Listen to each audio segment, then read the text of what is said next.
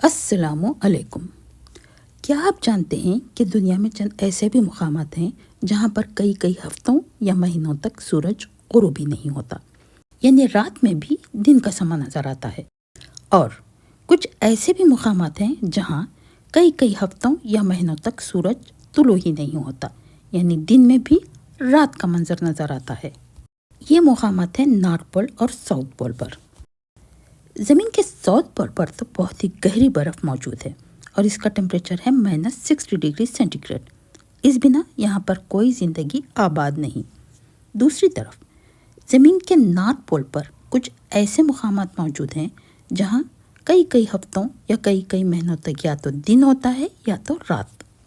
اور کمال درجے کی بات یہ ہے کہ ایسے ہی دنوں اور راتوں میں یہاں کے رہنے والے لوگ اپنے معمول کے کام بآسانی کر بھی لیتے ہیں۔ ان تمام مقامات میں دن اور رات کا نظام بدلا ہوا ضرور ہے، لیکن ناروے اس کے لیے کافی مشہور ہے، کیونکہ یہاں پر کئی مہینوں تک یا تو راتیں ہوتی ہیں یا پھر کئی مہینوں تک دن۔ ناروے میں یہی کچھ نہیں، اس کے علاوہ 5 ایسی چیزیں ہیں جسے سن کر اور دیکھ کر آپ حیران رہ جائیں گے۔ اس میں سب سے پہلا آتا ہے مڈ نائٹ سن کا، دوسرا ہے پولار نائٹس، تیسرا ہے ڈانسنگ لائٹ، چوتھا ہے فیورڈ، اور 5واں ہے زمین کا آخری کنارہ، یعنی زمین کی آخری سڑک اسی ناروے میں موجود ہے۔ ناروے کے نارتھ، ویسٹ اور ساؤتھ میں تو صرف سمندر یا پھر برف ہی برف ہے، جبکہ اس کے ایسٹ میں جو بارڈرز لگتے ہیں وہ ہے سویڈن، فن لینڈ اور رشیا۔ ان سبھی ممالک میں کم و بیش ایسی ہی راتیں ہوتی ہیں، لیکن آج ہم بات کریں گے صرف ناروے کی۔ سب سے پہلے بات کریں گے ہم مڈ نائٹ سن کی۔ مڈ نائٹ سن آخر کہتے کسے ہیں؟ تو ہوتا یہ ہے کہ ناروے کا سمر سیزن جو مئی سے لے کے اگست تک چلتا ہے، ان 4 مہینوں میں سورج کبھی غروب ہی نہیں ہوتا، یعنی رات بھی دن کی طرح روشن ہوتی ہے۔ ایسی مڈ نائٹ سن کا نظارہ ہم یہاں کے 2 شہروں ٹرامسو اور ناٹ کیپ میں کر سکتے ہیں۔ دوسری بات کریں گے ہم پولار نائٹس کی۔ پولار نائٹس دراصل یہاں کے ونٹر سیزن کی راتیں ہوتی ہیں۔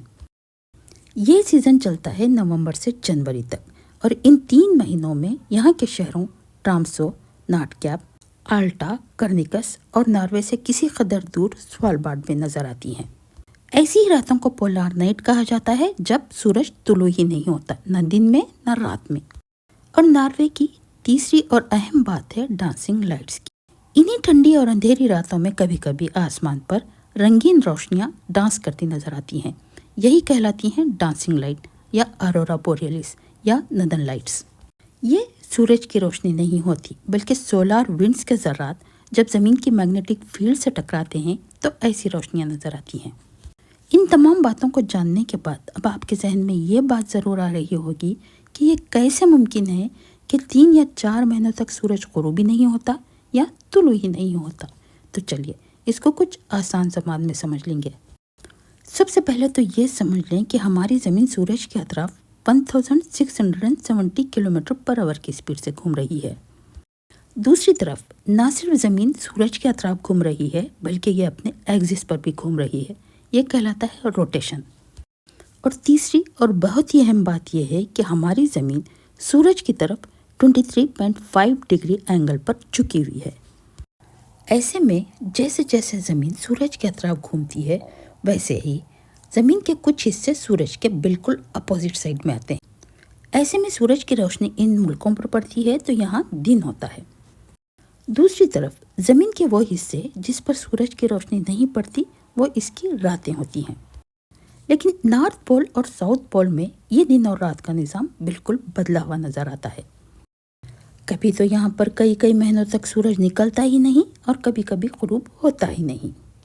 بہرحال یہی 3 فیکٹرز ہیں جس کی بنا یہ دن اور رات کا نظام پولز پر بدلا ہوا نظر آتا ہے۔ ناروے کی چوتھی پہچان ہے فیورڈز۔ فیورڈز دراصل گہری لمبی سمندری وادیوں کو کہا جاتا ہے، اور یہ سمندر کا پانی ان پہاڑوں کے درمیان سے گزرتا ہے تو بہت ہی دلکش نظارہ پیش کرتا ہے۔ ناروے کے ان فیورڈز کو دنیا کا سب سے بڑا قدرتی سمندری راستہ مانا جاتا ہے۔ اب ہم بات کریں گے ناروے کی 5ویں پہچان، یعنی دنیا کے آخری کنارے کی۔ یہاں کا ایک شہر ہے ناٹ کیپ، اور ناٹ کیپ میں ایک ایسی سڑک ہے، اسے ناٹ کیپ روڈ یا پھر E69 ہائی وے بھی کہا جاتا ہے۔ اس کے آگے صرف سمندر ہی سمندر ہے، کوئی راستہ نہیں، کوئی آبادی نہیں۔